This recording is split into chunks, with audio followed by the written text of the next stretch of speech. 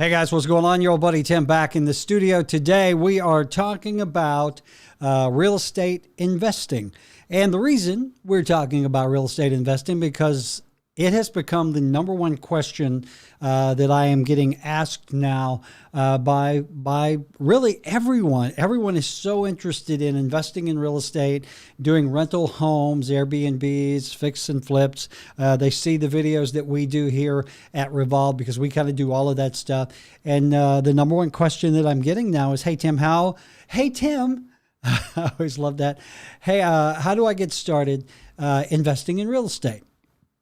And, a lot of people are very interested. As I said, they watch videos, they watch HGTV, which makes it look much easier than it is because it is not easy. Even the best of flips where everything go your way and you get out with a good profit at the end, it's never easy. There's always some surprise or something that's going to come along and bite you in the proverbial flipper's butt. But I digress. So let's talk about this a little bit because I have a checklist that I give to all of my clients who are thinking about becoming investors. And I always tell them, look, fill out this checklist before we talk. Because number one, it lets me know that you are a serious investor. But number two, and even more importantly, it lets me know that you have thought about this thoroughly. You have done your homework. You have you're making an informed decision to become a real estate investor because real estate investing is risky. Again, even on the best of days, there are always surprises and there is always that risk that you could lose all or part of your money. So let me say right up front, don't take this as the gospel. This is not legal accounting or business advice. If you do decide to invest in real estate, do your research, talk to your accountant, talk to folks that are probably better equipped to advise you than I am. I can tell you the process, but I'm not going to tell you to jump in until you are ready and you've done all the homework. So there are, let me look at my notes, 5 main areas that I ask folks to look at before they become a real estate investor. Those 5 areas are this. What are your goals, long and short term? What is your budget? How much money do you personally have to play with or have access to? What type of real estate are you most interested in investing in? What are your abilities as an investor? And probably the most important question is, what is your risk tolerance? Meaning, how much risk are you willing to take for the reward? So we're going to look at each one of these individually. I'm probably going to break this up into 5 separate videos because each one is a little involved. And that way you don't have to watch one long video. You can just look at them in sequence. So let's start it off with video number 1, and let's talk about your goals. Specifically, your goals as a real estate investor. Now, are your goals long or short term? Meaning that are you interested in short term profits or building long term assets, long term wealth with rental property that you buy, fix, and hold for a number of years? Because the way that you do things is dependent on your goals. Okay, you may be someone who goes, okay, I want to fix and flip, meaning that I'm going to find a property below market. I am going to put the money, time, and equity into getting it updated or fixed up, and then I'm going to put it on the market. I'm going to flip that. I'm going to get my profit, and I'm going to do it again and again. Or are you a fix and hold, meaning that you buy the real estate, hopefully below market, you fix it up and you hold it, and you either use it as a rental property, long-term rental, short-term rental, Airbnb. And again, we can go in, those 3 things have a whole video to themselves. And it may be that you don't really want to own the real estate at all. Maybe you want to become a wholesaler. A wholesaler is someone who goes out and finds those deals, ties them up, and then finds investors who are willing to pay to basically buy out the contract. And then those investors worry about getting it fixed up and getting it sold and getting profit. So let's look at each one of those really quickly. Buy and hold.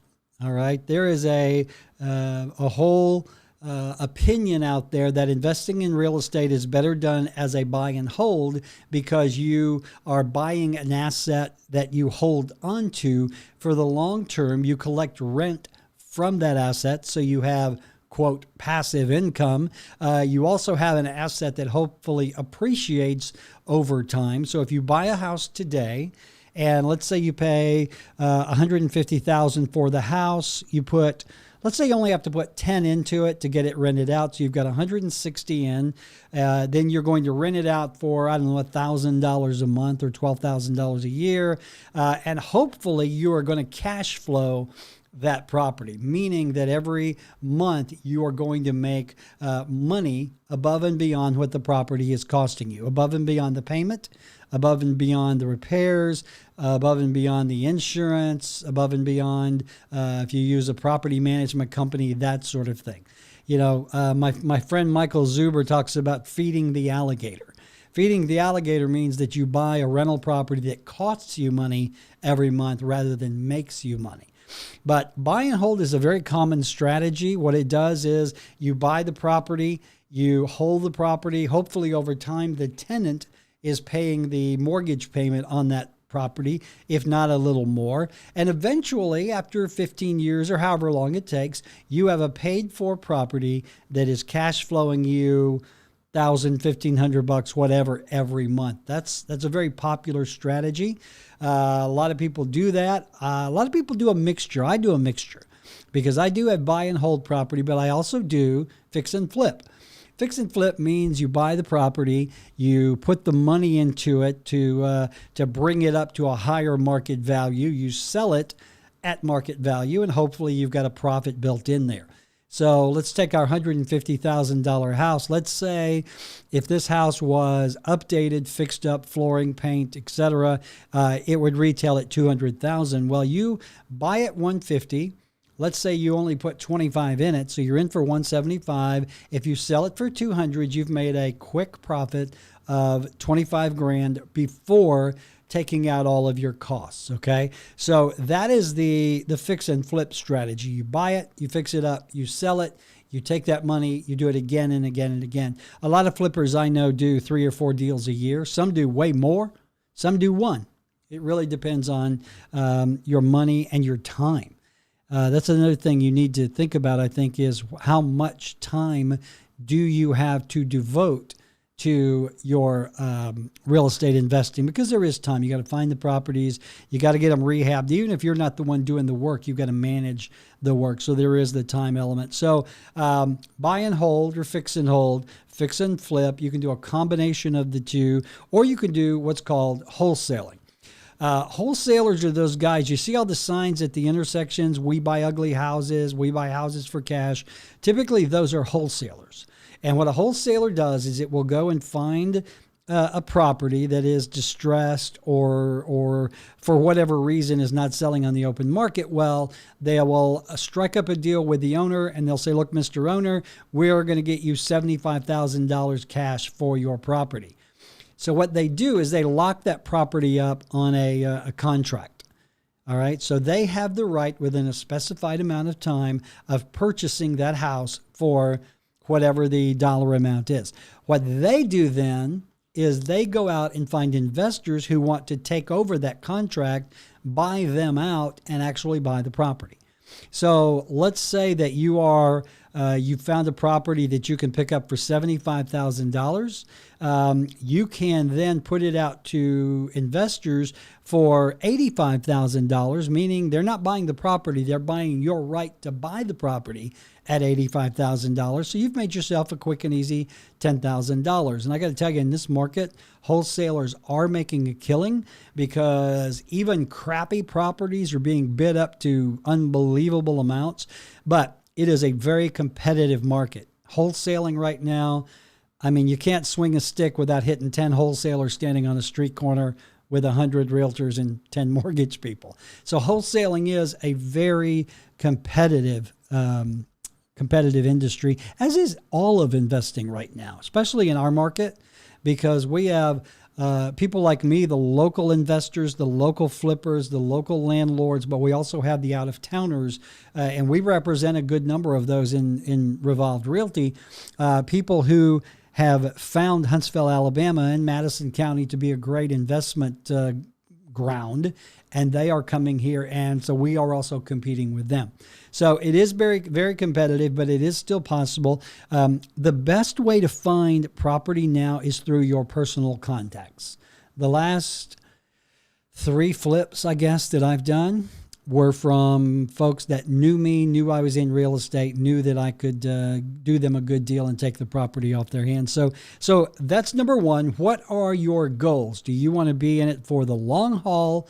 Do you want to be in it for the short haul? Or do you just want to wholesale? Do you just want to tie up properties, never do anything to them, and make the money? Honestly, wholesaling is probably the least intense as far as actually having to perform the work, but you do have to go out and find those deals. That's the hard part of wholesaling. All right. So we're going to talk about the next video. We're going to talk about your budget and how much money that you have to spend or how much money you have access to. So, hey, don't forget, I got a couple of sponsors on the show here. They are Stephen Allen with Caliber Home Loans and Stan McDonald at Jacob Title. If you are doing anything in real estate, even fixing and flipping and holding, you could use the money from a mortgage company. Talk to Stephen Allen, his Caliber team at Caliber. They're one of the best in the business. They can get you the best rate, the best terms. They can get it done quickly for you.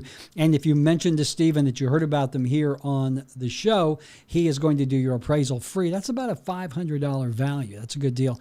No matter what you do in real estate, you need someone to close that. Our title attorney of choice is Jacob Title. Stan McDonald and his team, we call them the hometown closers because they close so many houses here in our little hometown. So if you mentioned to Stan that you heard about him here on the program, he is going to knock $100 off your closing costs. So there you go. If you're thinking about investing in real estate, it's not a decision that you make lightly.